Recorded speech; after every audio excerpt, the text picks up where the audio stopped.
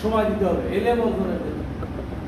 এই ব্যাপারে আমি কোরআন থেকে আপনাদেরকে সূরা বাকারার 247 নম্বর আয়াতে একটা কাহিনী আল্লাহ তাআলা বর্ণনা করেছেন। ইন্নাল্লাহা ইসতাফাহু আলাইকুম ওয়া যাদাহু বাসতাতান ফিল ইলমি ওয়া বাসতাতান ইলমি ওয়াল জিসম। এটা কোন ঘটনাকে উল্লেখ করে আল্লাহ তাআলা এটা বলেছেন বলতে পারেন? তাফসীর তালুত এবং জালুত, দাউদ আলাইহিস সালামের সময় তালুত ছিল আল্লাহর এক প্রিয় বান্দা, আর জালুত ছিল ইসলামের বড় দুশমন। দাউদ আলাইহিস সালামের সাথে আরো অনেকেই ছিল আল্লাহর প্রিয় বান্দা, কিন্তু আল্লাহ তালুতকে পছন্দ করলেন এবং তাকে কর্তৃত্ব দিলেন, খেলাফত দিলেন। কেন দিলেন? আল্লাহ তাআলা সেই কথা বলছেন, ইন্নাল্লাহ হাসতাফাহু আলাইকুম, তোমাদের উপরে তালুতকে আল্লাহ তাআলা মর্যাদা দিয়েছেন, তোমাদের উপরে তাকে অধিষ্ঠিত করেছেন। কেন? বাসতাতান ফিল ইলমি ওয়াল জিসম, জ্ঞানের দিক থেকে সে ছিল শ্রেষ্ঠ, আবার শারীরিক যোগ্যতার দিক থেকেও সে ছিল শ্রেষ্ঠ। এই কথার দ্বারা কি বোঝা যায়? আমাদের কি জ্ঞানের ক্ষেত্রে শ্রেষ্ঠত্ব অর্জন করা লাগবে নাকি? লাগবে না? এরপরে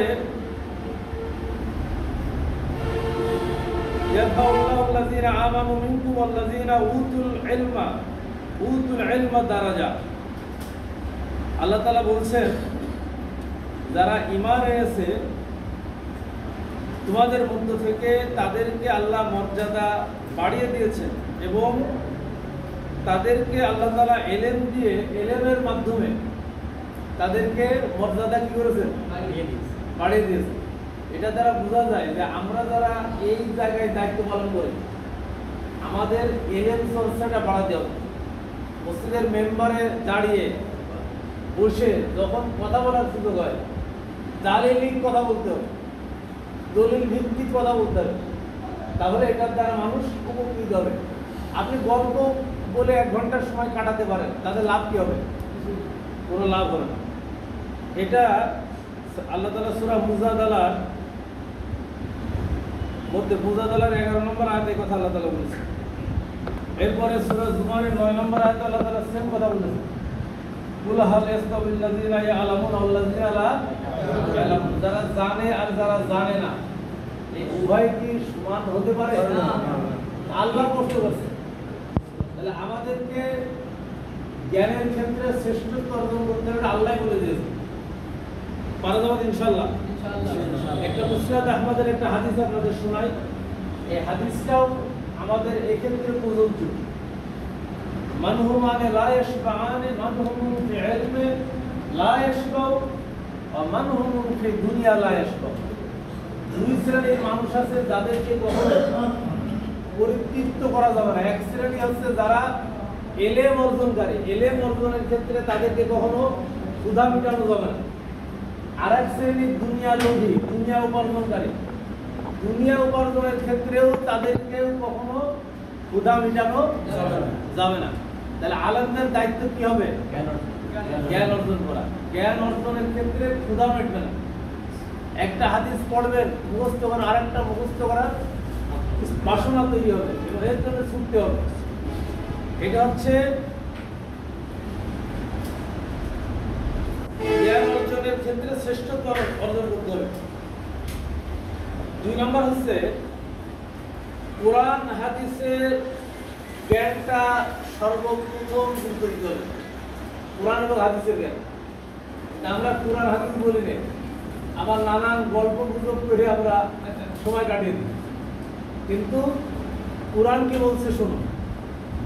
সূরা আরাফের 3 নম্বর আয়াতে, ইত্তাবিউ মা উনজিলা ইলাইকুম মির রাব্বিকুম ওয়া লা তাত্তাবিউ মিন দুনিহি আউলিয়া কালিলাম মা তাযাক্কারুন। যে তোমরা সকলে মিলে মেনে নাও যা তোমাদের উপরে নাযিল করা হয়েছে, আল কোরআন। আমাদের উপরে নাযিল করা হয়েছে সেটা কি? কোরআনকে মেনে নাও। আর কোরআন ছাড়া অন্য কিছুকে তোমরা বন্ধু রূপে, অলি রূপে, অভিভাবক রূপে গ্রহণ করো না। তাহলে আমাদেরকে জানতে হবে কোনটা? কোরআন। সূরা জুমারের 55 নম্বর আয়াতে আল্লাহ তাআলা বললেন, আত্তাবিউ আহসানা মা উনজিলা ইলাইকুম মির রাব্বিকুম মিন ক্বাবলি আইয়াতিয়াকুমুল আযাবু বাগতাতান ওয়া আনতুম লা তাশউরুন। যে তোমাদের উপরে সর্বশ্রেষ্ঠ কিতাব যেটা নাজিল করা হয়েছে ওটাকে মেনে নাও, হঠাৎ আযাব এসে যাওয়ার আগে, হঠাৎ আযাব এসে যাওয়ার পূর্বে কোরআনকে মেনে নাও। এই বক্তব্য কার? আমার না আল্লাহ? আল্লাহর বক্তব্য। এই জন্য কোরআনকে আমাদের গবেষণার 1 নম্বর সোর্স তৈরি করতে হবে। দ্বিতীয়ত হচ্ছে হাদিস। আমাদের সমাজে কিছু মানুষ ইদানিং তৈরি হয়েছে যারা বলে যে কোরআন কমপ্লিট কোড অফ লাইফ, হাদিস মানব। আছে না? আছে। অথচ কোরআনেই তো আল্লাহ বলেছে আল্লাহ রাসূলের হাদিস মানতে হবে। আল্লাহ রাসূলের হাদিস না মানলে তুমি ঈমানদারই হতে পারবে না। এই ফতোয়া পাবেন সূরা নিসার 65 নম্বর আয়াতে, ফালা ওয়া রাব্বিকা লা ইউমিনুনা হাত্তা ইউহাক্কিমুকা ফীমা শাজারা বাইনাহুম সুম্মা লা ইয়াজিদু ফি আনফুসিহিম হারাজাম মিম্মা ওয়াদাইতা ওয়া ইসাল্লিমু তাসলিমা। আল্লাহর কোরআন মেনে নেওয়া, রাসূলের সিদ্ধান্ত মেনে নেওয়ার ক্ষেত্রে কোনো রকম সন্দেহ থাকলেও আল্লাহর কোরআন বলছে তুমি ঈমানদার হতে পারবে না। সূরা হাশরের 7 নম্বর আয়াতে, আমা আতাকুমুর রাসূলু ফাখুযুহু ওয়া নাহাকুম আনহু ফান্তাহু। নবী যা নিয়ে এসেছে সেটা মেনে নাও, নবী যা নিষেধ করেছেন তার থেকে বিরত থাকো। কাজেই কোরআন এবং হাদিস আমাদের মূল সোর্স হতে হবে ইমাম এবং খতিবদের। ইমাম এবং খতিবদের হিকমার অধিকারী হতে হবে। হিকমা আল্লাহ তাআলা কোরআনে সূরা নাহলের 125 নম্বর আয়াত, ইলা সাবিলি রাব্বিকা বিল হিকমাতি ওয়াল মাউইজাতিল হাসানাতি ওয়া জাদিলহুম বিল্লাতি হিয়া। এখানে 1 নম্বর শর্ত দেয়া আছে, হিকমার সাথে মানুষকে ডাকো। প্রথমে বলা হলো হিকমা, এরপর হলো মাউইজা আল হাসানা, সৎ উপদেশ, আর 3 নম্বর বলা হলো যদি ঝগড়া করা লাগে ঝগড়াও করো, তবে ঝগড়াটা হতে উত্তম পন্থায়। তাহলে হিকমাটা কি?